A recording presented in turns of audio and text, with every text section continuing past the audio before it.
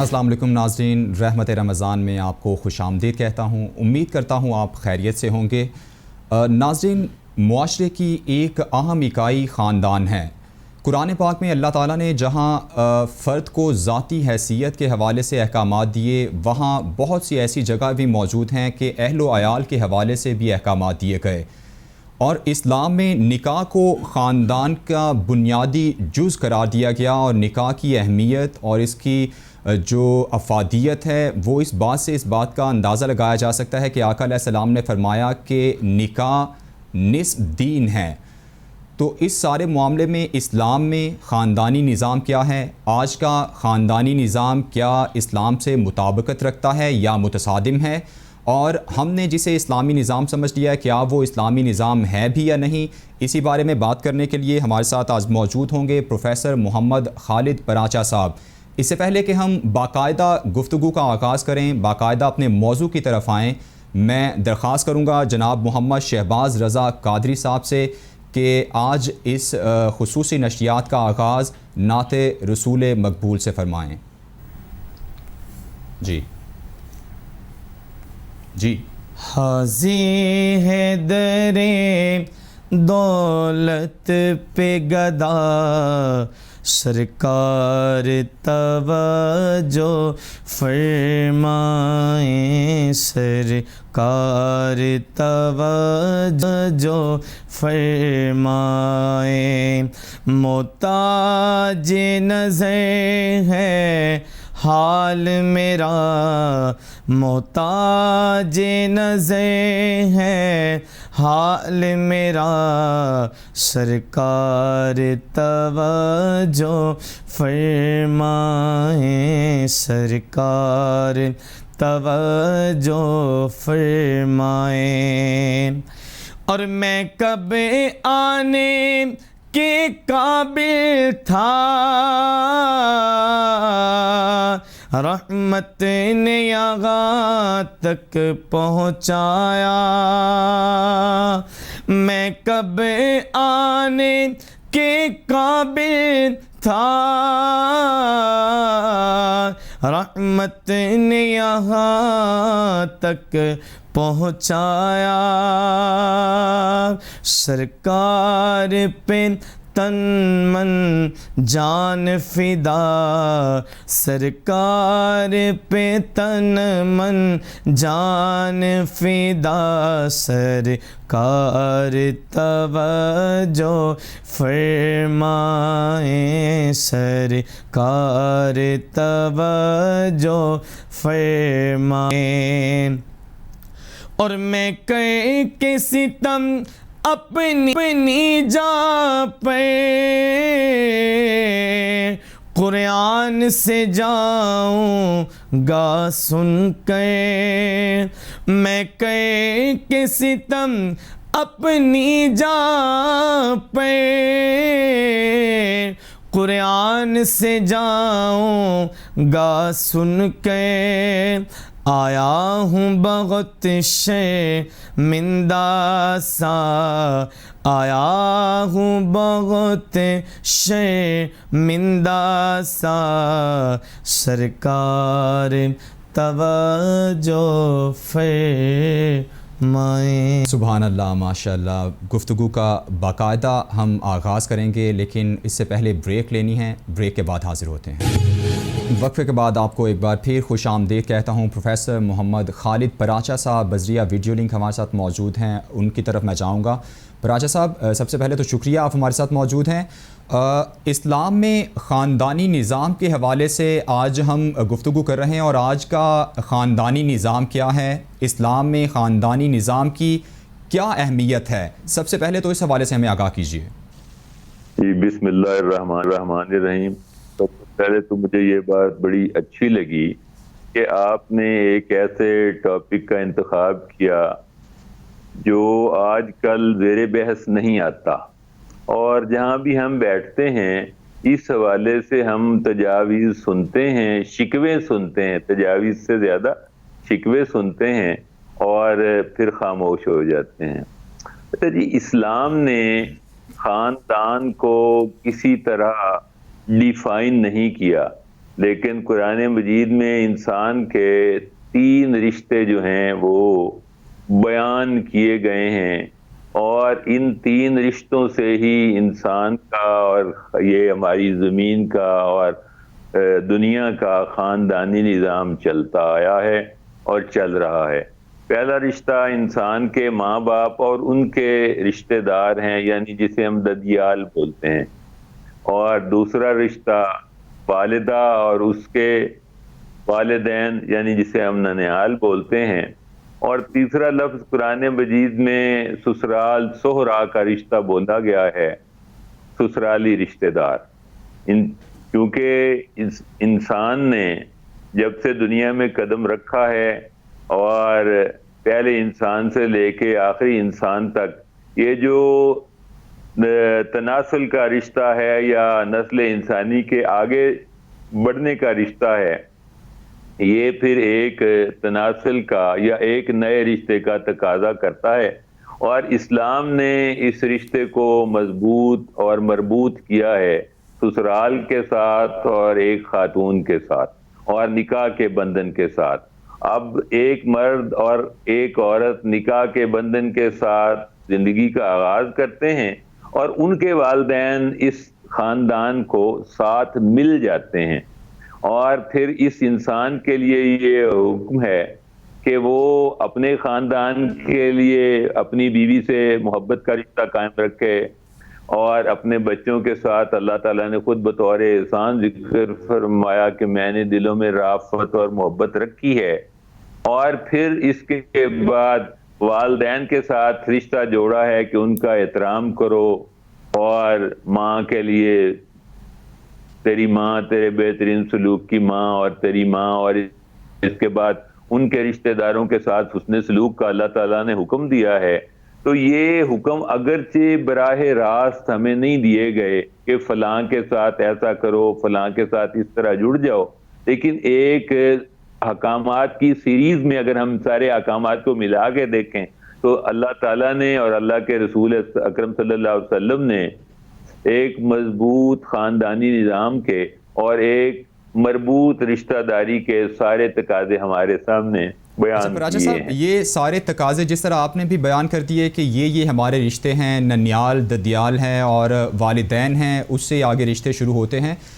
میں آپ سے آج کے جو معاشرتی جو معاملہ ہے یا خرابی کہہ لیں اس پر بات کرنا چاہوں گا کہ ہم شاید اسلام کے خاندانی نظام کو یا تو ٹھیک سے سمجھ نہیں سکے، کیونکہ بظاہر ایسے محسوس ہوتا ہے کہ آج کے خاندانی نظام میں جو فرد کی اہمیت ہے، جو فرد کی ضرورت ہے، جو فرد کی اپنی ذاتی پریویسی ہے، وہ مجروح ہو رہی ہے۔ تو اس حوالے سے کیا وجوہات ہیں اس بات کی؟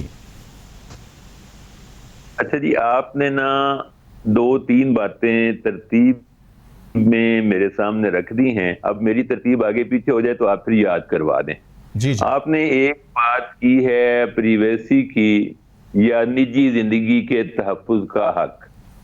ٹھیک ہے جی، یہ نجی زندگی کے تحفظ کا حق اسلام نے تو چادر چار دیواری کے تحفظ کی آڑ میں اور آپ کی ذاتی زندگی کے آڑ میں اس حق کو بہت پہلے گارنٹی کر دیا تھا۔ بڑا مشہور واقعہ ہے کہ حضرت عمر رضی اللہ تعالی کسی وجہ سے کسی شک کی بنیاد پہ دوران دیوار پھلانگ کے اندر چلے گئے، ملاوٹ کا کوئی معاملہ تھا یا خیانت کا کوئی معاملہ تھا، تو جو خاتون تھی اس نے کہا کہ عمر تو خلیفہ بے شک ہے رضی اللہ تعالیٰ عنہ، لیکن تجھے دیوار پھلانگنے کا حق کس نے دیا؟ یہ پرائیویسی کی انتہائی شکل ہے، پرائیویسی کے تحفظ کی انتہائی شکل ہے۔ اسی طرح اور بہت سی مثالیں ہیں جہاں انسان کی ذات کو حضرت عمر رضی اللہ تعالیٰ پہ جس شخص نے حملہ کیا اور آپ کو زخمی کیا، اس نے میدان دربار میں یا مجلس میں پہلے آپ کو دھمکی دی تھی کہ اس خنجر کو میں ایسا استعمال کروں گا کہ یہ کتابوں کا میں زیر بحث آئے گا اور قیامت تک اس کے تبصرے ہوتے رہیں گے۔ تو لوگوں نے کہا جی اس نے آپ کو قتل کی دھمکی دی ہے اور آپ اس کو گرفتار کر لیں۔ تو حضرت عمر رضی اللہ تعالیٰ نے کہا کہ اس کو گرفتار کس جرم میں کر لیں؟ ابھی تو اس نے کچھ کیا ہی نہیں, دھمکی پہ ہم گرفتار نہیں کر سکتے. تو بات یہ خاندانی نظام کا حصہ نہیں تھی, لیکن یہ ہماری جو نجی زندگی کا تحفظ ہے اس کے حوالے سے میں اس کی اہمیت بتانا چاہتا تھا اصل میں. اب بات اگلی جو بات ہے, اسلام میں جو نجی زندگی کا تصور ہے نا, وہ کچھ اسلام کے داخلی اور اخلاقی نظام کے تابع ہے کہ بیٹا بیوی کا وفادار ہوگا, ماں کا بھی فرما بردار ہوگا, بھائی کے ساتھ بھی تعاون کرے گا, بچوں کے ساتھ بھی ان کے حقوق کا بھی معاملہ خراب نہیں کرے گا. ہم نے پرائیویسی کا جو معاملہ سمجھ لیا ہے نا, وہ اصل میں جب انڈسٹریل ریولیوشن آیا تو پھر لیبر کی سپلائی بڑھانے کی, یا ہر بندہ کام کرے, لیبر کی شارٹیج نظر آئی تو لیبر کی سپلائی بڑھانے کی ضرورت تھی.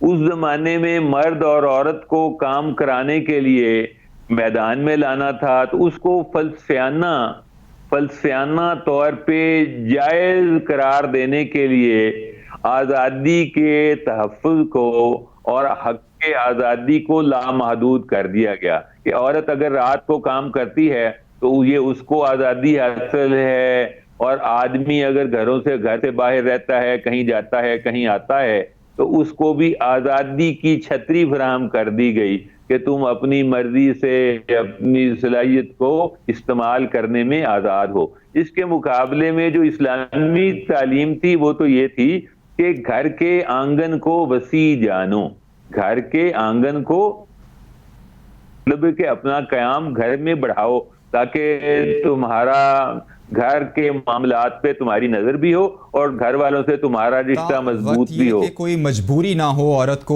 وہ صورت میں نکل سکتی ہے. اچھا پراچا صاحب, میں یہ پوچھنا چاہوں گا آپ سے کہ خاندان کی جو بنیاد ہے بظاہر وہ ایک میاں بیوی کے رشتے سے شروع ہوتی ہے, تو مرد کو گھر کا سربراہ کہا گیا اللہ کی ذات کی طرف سے, اور اسے حاکم بنا کے ساتھ جواب دہ بھی کیا گیا اپنے خاندان کے حوالے سے. تو اس حوالے سے مرد کی بطور حاکم اور عورت کی بطور والدہ کہہ لیں یا گھر کی پہرے دار کہہ لیں, کیا کیا ذمہ داریاں بتائی گئی ہیں؟ میں نا ایک اضافی بات کہنا چاہتا ہوں. جی پچھلے دنوں میرے ایک اسکول کے استاد صاحب تھے, وہ اللہ غریق رحمت کرے فوت ہو گئے. وہ بہت نفیس انسان تھے اور اپنے شاگردوں کی تربیت پہ بہت بڑا یقین تھا, اور ان کا بڑا کنٹریبیوشن ہے. میں جو آج آپ کے سامنے بات کر رہا ہوں نا, تو میں سمجھتا ہوں یہ بھی ان کی بدولت ہے, اللہ تعالیٰ ان کو جزائے خیر عطا فرمائے. اچھا, انہوں نے کہا کہ ہم نے, ان کی بیوی فوت ہو گئی, میں اور میرے دوست اقبال صاحب ان کے گھر تعزیت کے لیے گئے, تو انہوں نے ہمیں کہا کہ جی ہم بیوی کو ایک عورت سمجھتے ہیں, اور یہی بات جو الرجال قوامون علی النساء والی بات کہ مرد کو گھر کا سربراہ اور حاکم سمجھتے ہیں.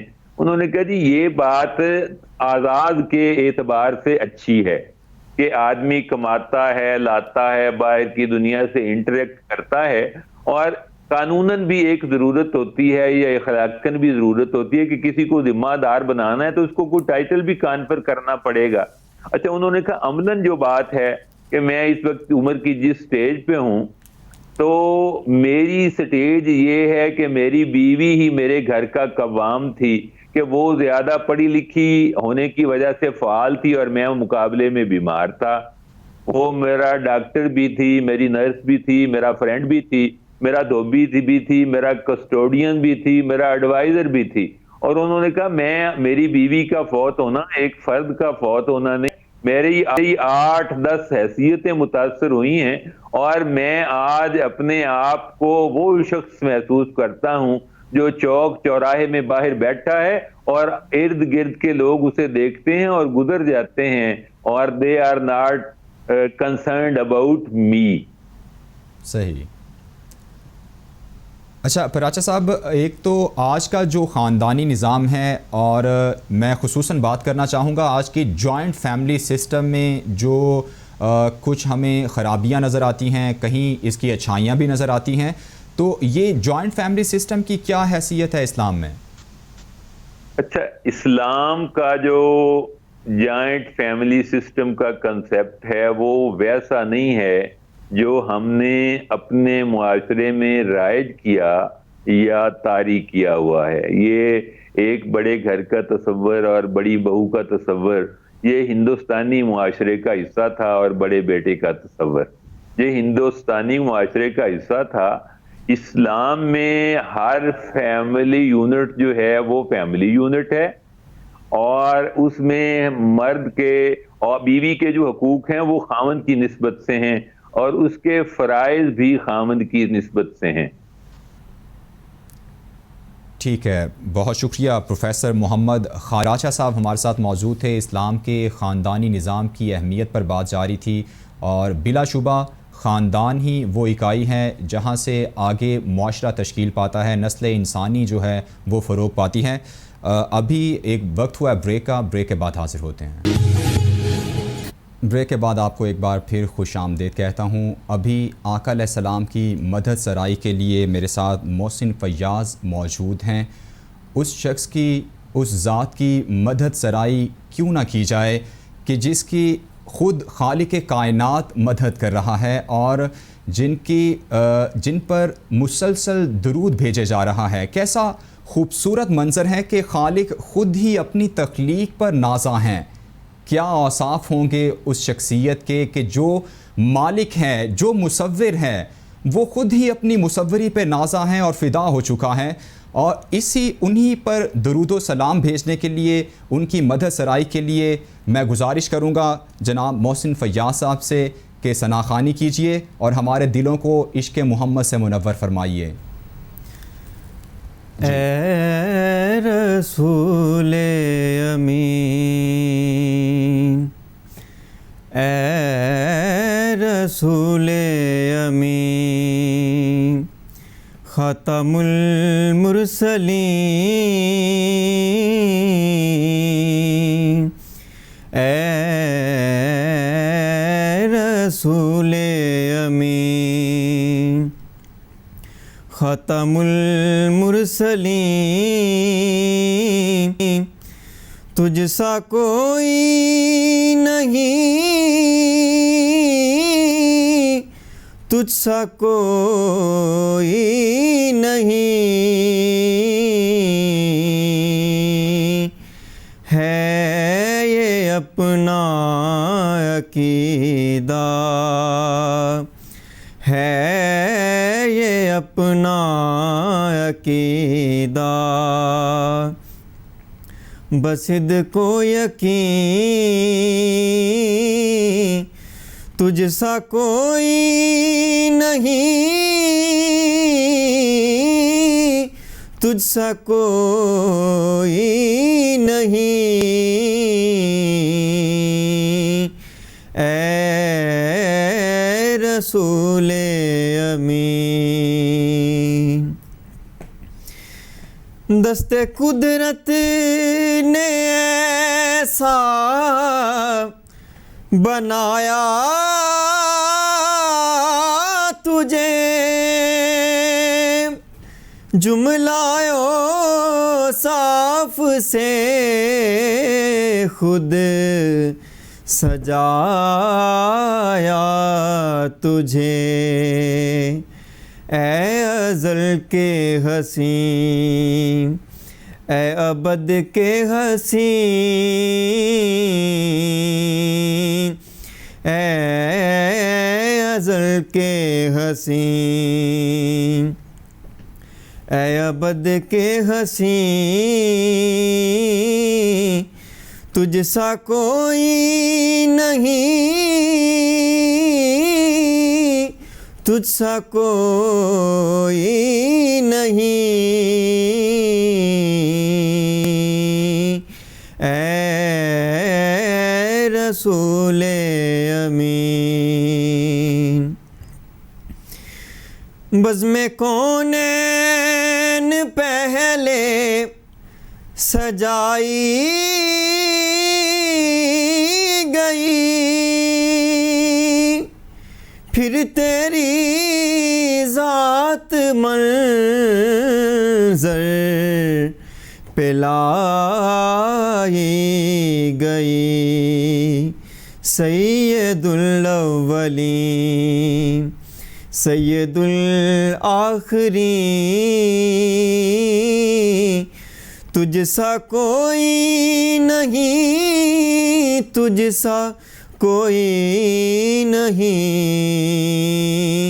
اے رسول امین۔ ماشاءاللہ، جزاک اللہ، بہت ہی خوبصورت کلام۔ اے ازل کے ہنسی، اے ابد کے ہنسی، تجھ سا کوئی نہیں، تجھ سا کوئی نہیں۔ آقا علیہ السلام کی محبت مسلمانوں کے ایمان کا خاصہ ہے۔ اللہ سے یہی دعا ہے کہ تمام مسلمانوں کے دلوں میں آقا علیہ السلام کی محبت کا یہ نور روشن کرے اور ہمارے دلوں کو منور فرمائے۔ آج کی اس خصوصی نشریات میں مجھے اجازت دیجیے، اللہ حافظ۔